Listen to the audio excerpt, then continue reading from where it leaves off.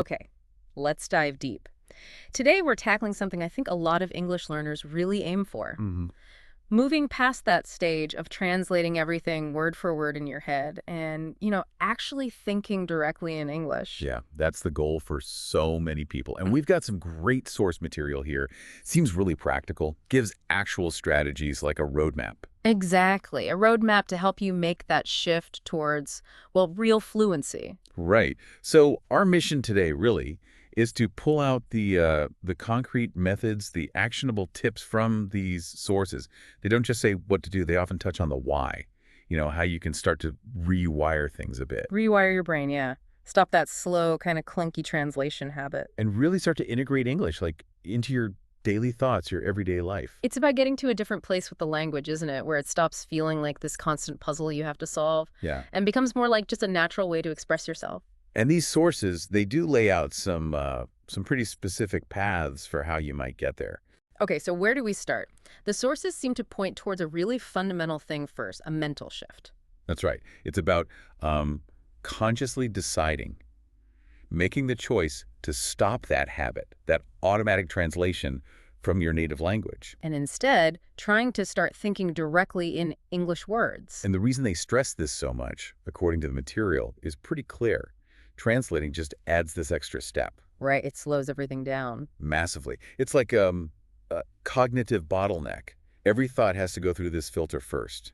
Native language, then English. So speaking becomes halting, understanding feels delayed. Exactly. Like trying to have a quick chat, but you've got this little interpreter inside your head, slowing it all down. Makes total Yeah. sense.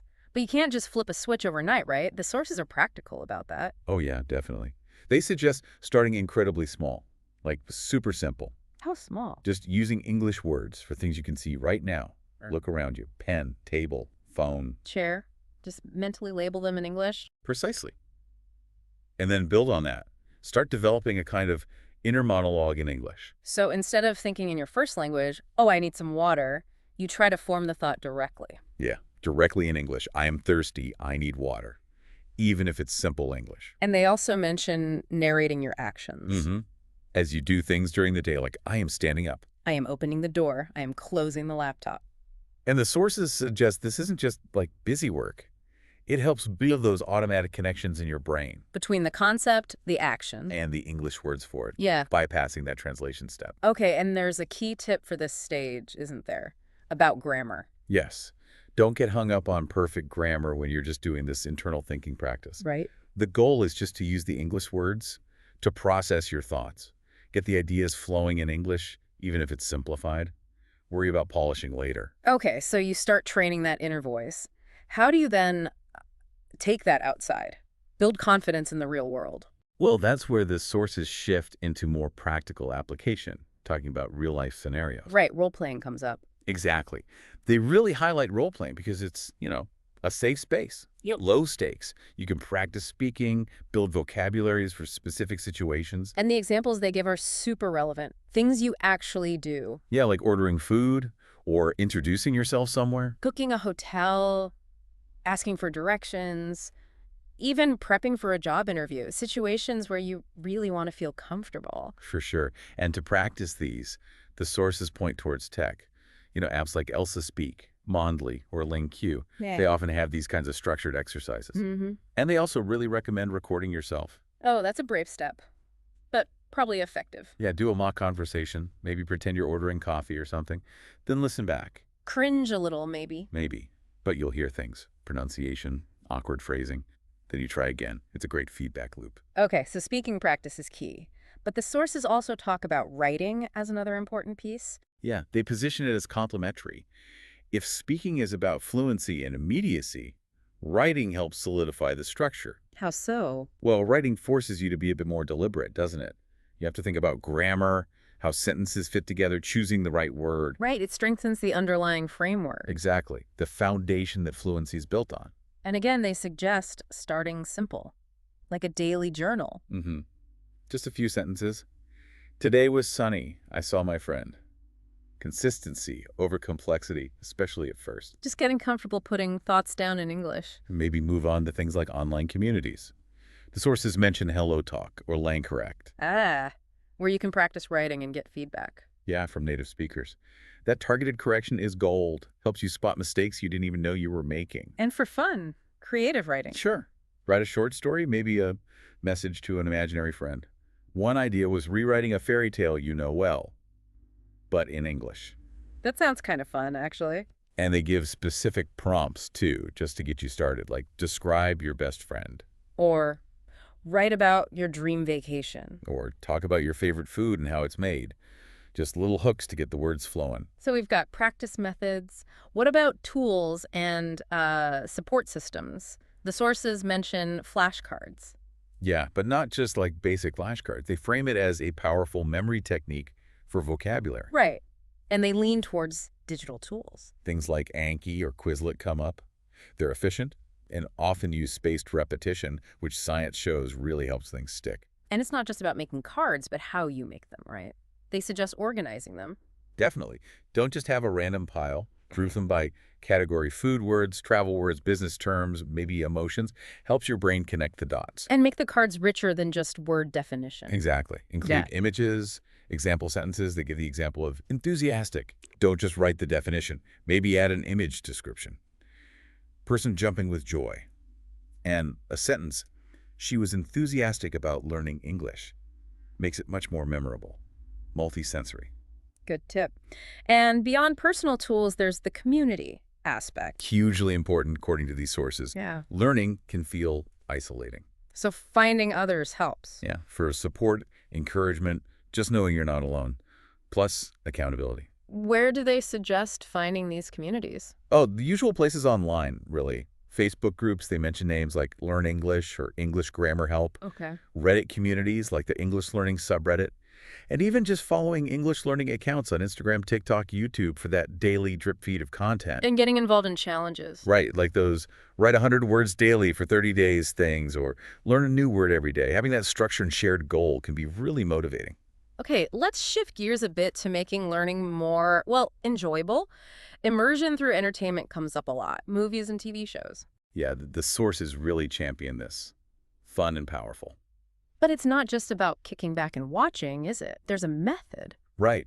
They suggest a progression with subtitles. Start with subtitles in your own language, just to follow along. Okay. Then switch to English subtitles. Connect the sounds you're hearing with the written words. Got it. And then the final step, try watching with no subtitles at all. Challenge your listening comprehension. And they have this fun tip about repeating scenes. Yeah. Pick a scene you like, maybe just a few lines of dialogue, and try saying it out loud. Mimic the actors. Good for pronunciation and rhythm. Exactly. And confidence, too, in a low-pressure way. They even suggest specific shows. Friends gets mentioned for, like, slower everyday chat. Okay, classic. The Crown for practicing British accents, maybe more formal language. Right. And Stranger Things for something modern, engaging, generally easy to follow plot-wise. And rewatching helps too. Definitely. The second time through, you're not stressed about the plot, so you can focus more on the language itself, the vocabulary, the phrases they use. So entertainment is one part of immersion. What about just daily life? Yeah, the sources really stress weaving English into the fabric of your day, not just dedicating specific study time. How do you do that? Simple things, really. Change your phone language to English, your computer, your social media apps. Oh yeah, you see the interface constantly then. Exactly. And make a habit of reading things you encounter anyway. Signs on the street, product labels, instructions on packaging. It's passive, but it builds real-world vocabulary. And the old sticky note trick. Still relevant. Label stuff in your room. Mirror, chair, bookshelf. Keeps those basic nouns right there in your environment. Nice and simple. And what about music? Songs and lyrics? Another great tool highlighted in the sources. Why does music work so well?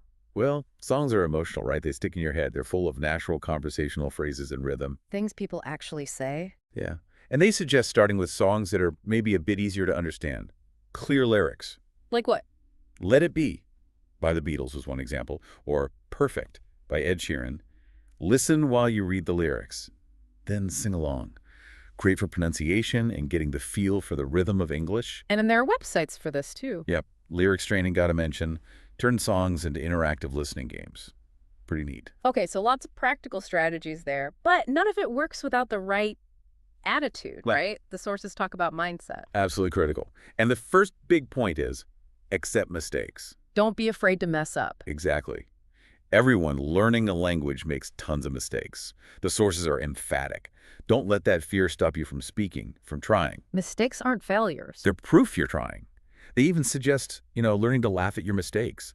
See them as signs of progress. That's a healthier way to look at it. They mention a mistake journal. Yeah, not to beat yourself up, but just to notice patterns.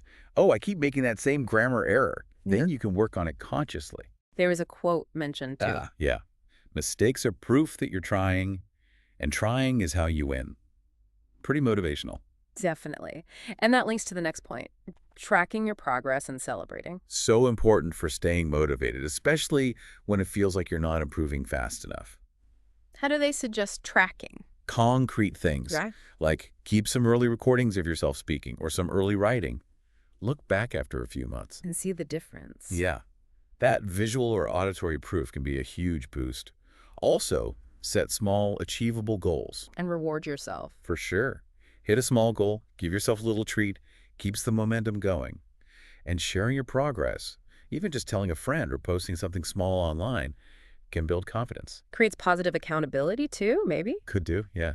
So the sources kind of wrap this all up with a broader perspective. That it's a journey. Exactly. Yeah. Improving your English isn't like flipping a switch. It's a journey, not a race.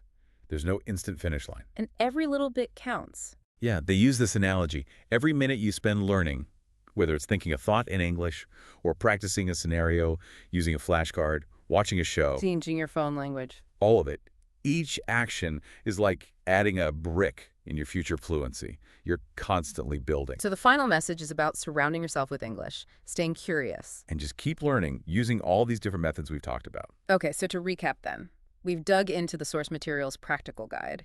It starts with that mental shift, thinking directly in English. Then putting it into practice, speaking, writing, using real scenarios. Leveraging tools like flashcards and apps, and tapping into online communities for support. Immersing yourself through fun stuff like movies and music, but also just weaving English into your daily routine. And crucially, having that right mindset, embracing mistakes, tracking your progress, celebrating the wins. And the sources end on a really powerful note, don't they? About what this all leads to. Yeah, the idea that building this skill, getting fluent in English, Right. it will open doors across the world. Which leaves a really interesting question for you, the listener, to think about. Based on everything we've covered today, what specific doors might opening yourself up to thinking and speaking fluently in English actually unlock for you, personally, professionally? How might it change things?